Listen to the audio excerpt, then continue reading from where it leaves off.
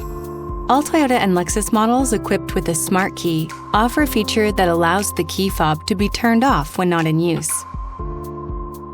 Setting the key fob to power saving mode will prevent it from broadcasting or receiving radio waves. To set to the power saving mode, press the lock button on the fob.